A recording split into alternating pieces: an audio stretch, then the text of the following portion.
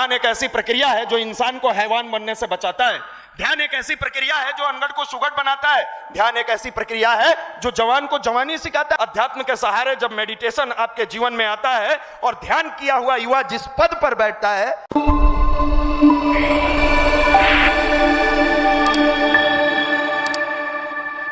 मनुष्य के जीवन का सबसे बड़ा लक्ष्य है कि हम नेक इंसान बने। आपके मन में अभी लगता होगा नौकरी मिल जाए तो हमारे जीवन के संपूर्ण समस्या का समाधान हो जाएगा। नौकरी मिल जाने से 2 वक्त की रोटी दाल सुरक्षित वो मिलेगा, समस्याएं अनंत है जीवन में। कल के डेट में नौकरी मिलेगी तो कहिएगा बॉस बढ़िया नहीं मिला, बॉस बढ़िया मिलेगा तो कहिएगा पत्नी बढ़िया नहीं मिली, पत्नी बढ़िया मिली तो बच्चा मेरा बात नहीं मानता, बच्चा बात मानता है तो पिताजी परेशान कर देते हैं। मनुष्य की जीवन है तो समस्याएं आएंगी। 2 तरह से लोग उसको हैंडल करना जानते हैं। एक समस्या है तो सोच जैसे तैसे समय काट के दिन काट के समस्या का समाधान अपने हो जाएगा।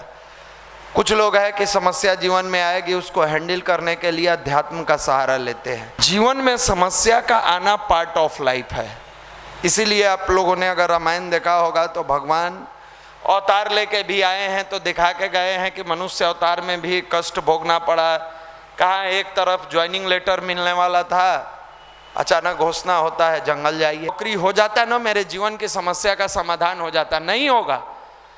जीवन की समस्या का समाधान अगर खोजना है तो ध्यान के माध्यम से अपने अंदर की बुराइयों को देखिए। हर कदम पर अगर टेंशन लेकर आप अपनी जिंदगी को जीने का तरीका ढूंढोगे, हर क्षण अपने आप से ना खुश रहोगे।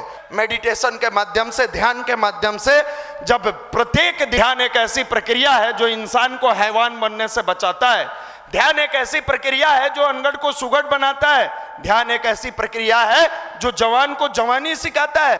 यहाँ मन कहता है जगो, शरीर कहता है सो। शरीर कहता है जगो, मन कहता है अभी 5 मिनट का बाद उठेंगे।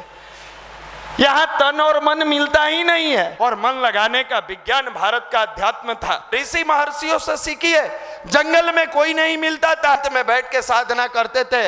ये ध्यान वहीं सिखाता है कि विद्यार्थी अपने स्टडी टेबल पर अगर एकांत और चित्त में एकाग्र कर ले, इसी में से बैंक पीओ निकल कर आएगा। अध्यात्म के सहारे जब मेडिटेशन आपके जीवन में आता है और ध्यान किया हुआ युवा जिस पद पर बैठता है, एक समय था कि राष्ट्रपति बनाया गया भारत के एक महान विद्वान वैज्ञानिक एपीजे अब्दुल कलाम जी को। इसके पहले भी राष्ट्रपति कई रहे हैं, इसके बाद भी कई राष्ट्रपति आएंगे, लेकिन जिस दिन यह नाम घोषित हुआ कि भारत के राष्ट्रपति डॉक्टर एपीजे अब्दुल कलाम जी हैं, आज तक उस कुर्सी पर व्यक्ति बैठ के गर्वान्वित महसूस कर रहा था कि हम राष्ट्रपति की कुर्सी पर बैठे हैं।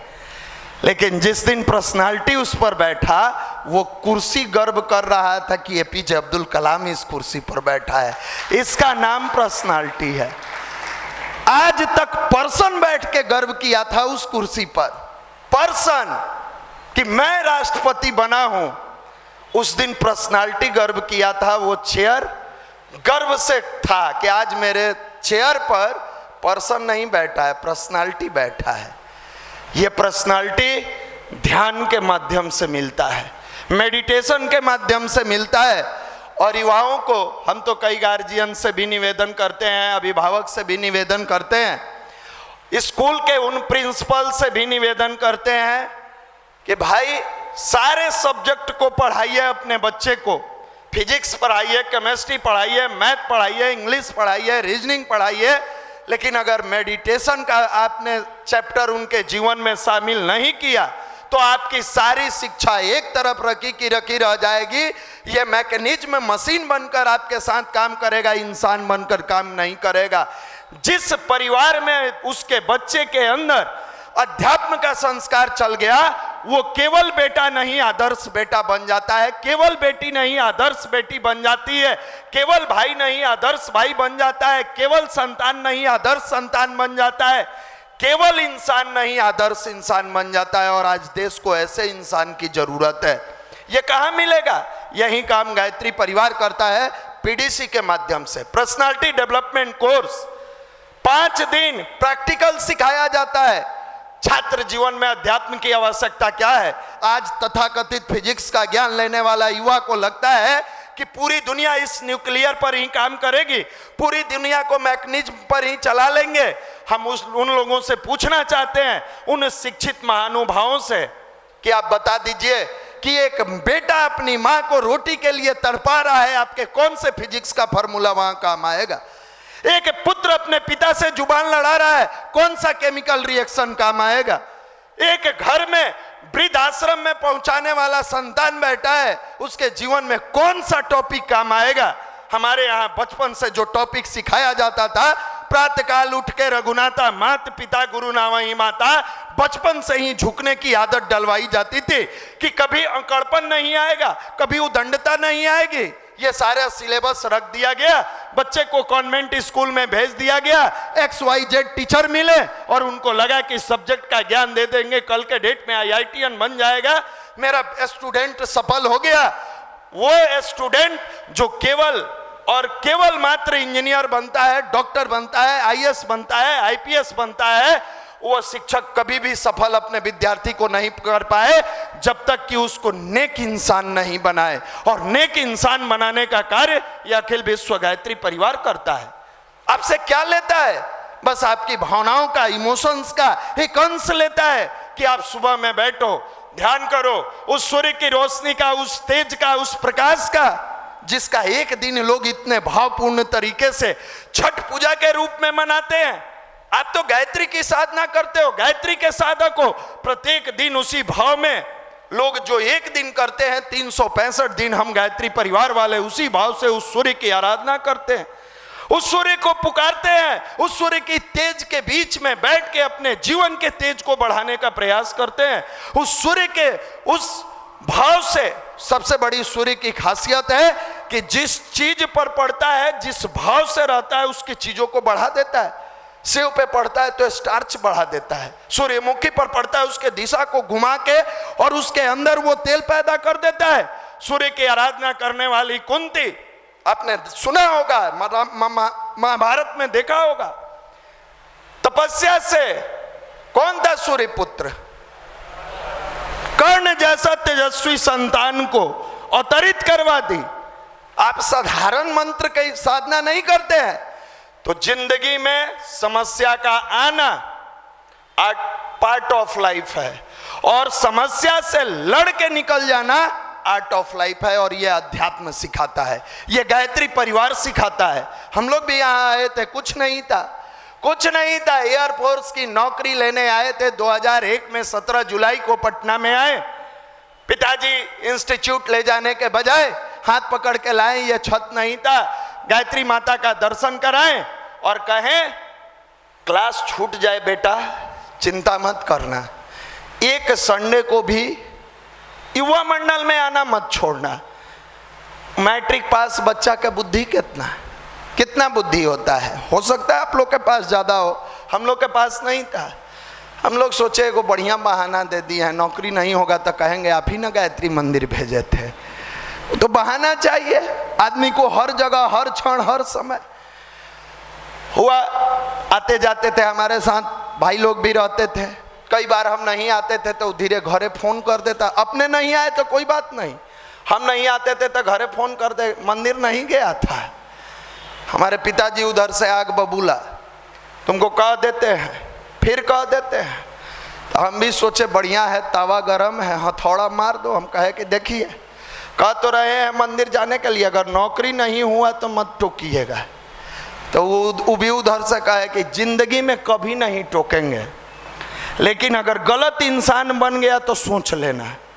हमको नौकरी वाला बेटा नहीं चाहिए, स्पष्ट नौकरी नहीं चाहिए, तुम्हारी शिकायत नहीं आनी चाहिए। कहिए गुरु की लीला, हम लोग जैसा अनगढ़ आदमी आते आते आते आते आते आते यहाँ बदलता चला गया। आज नौकरी लेने वाला कौन का है, कई लोग जानते हैं। उसी संस्थान से बैंक पीओ कई लोग बने, कई लोग इनकम टैक्स में गए, कई लोग दरोगा बने।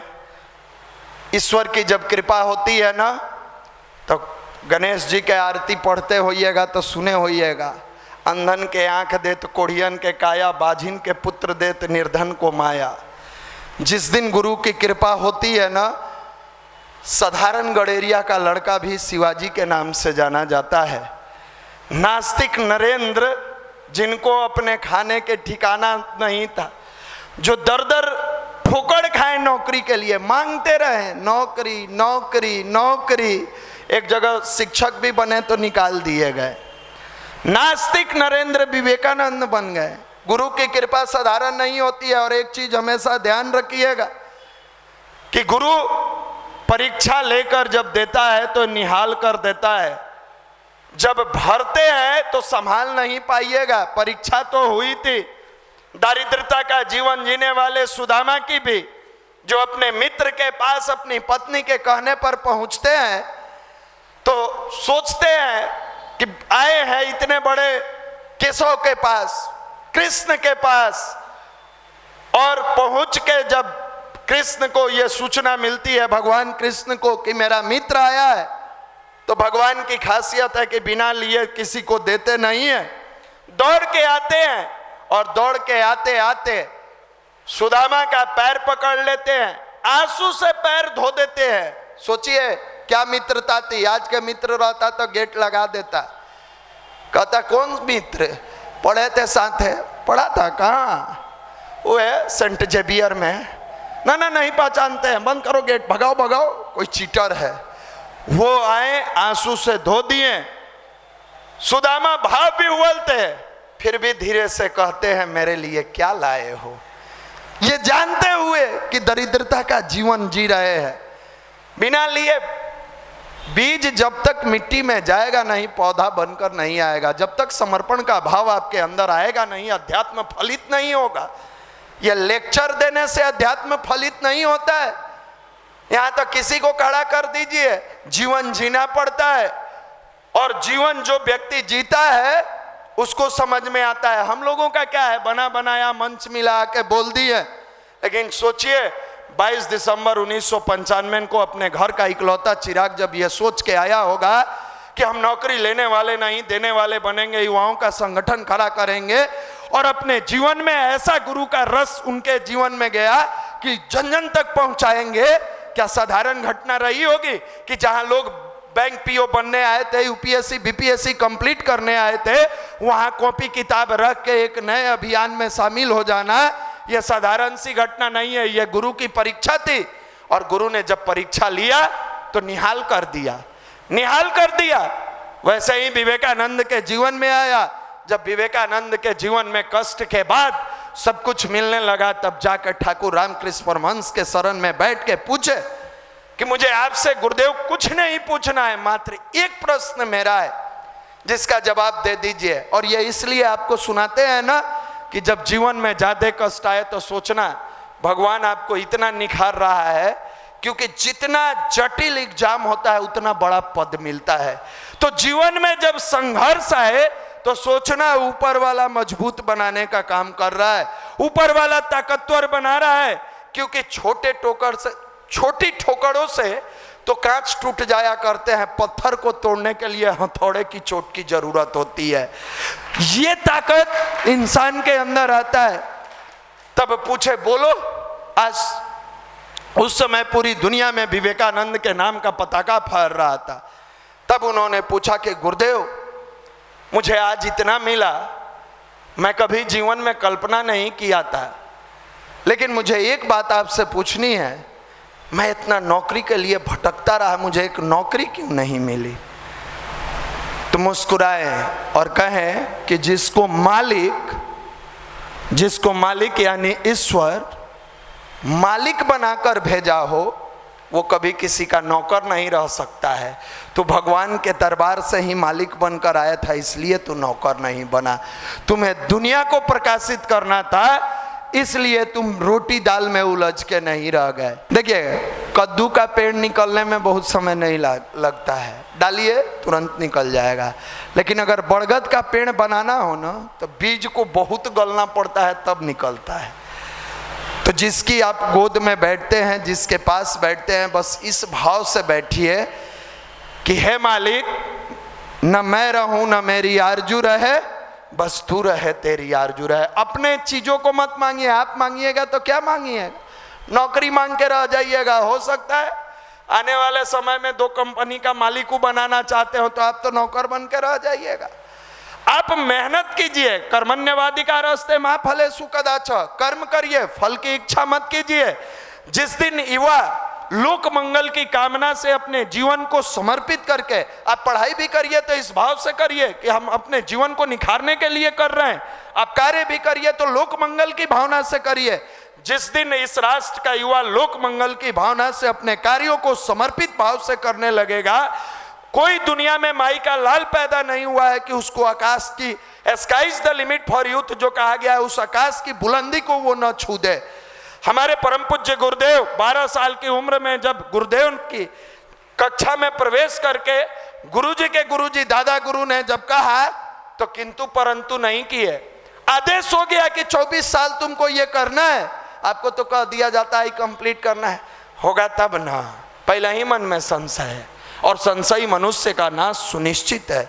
आप देखे होइएगा कभी तेज गाड़ी आती है और आपको संशय है कि निकल जाए रुक जाए, निकल जाए रुक जाए, एक्सीडेंट वहीं होता है, वहीं एक्सीडेंट होता है। जिसको संशय नहीं है वो या तो निकल जाएगा या तो रुक जाएगा, गाड़ी निकल जाएगी तब निकलेगा। संशय मत कीजिए, संशयी मनुष्य का नाश सुनिश्चित है।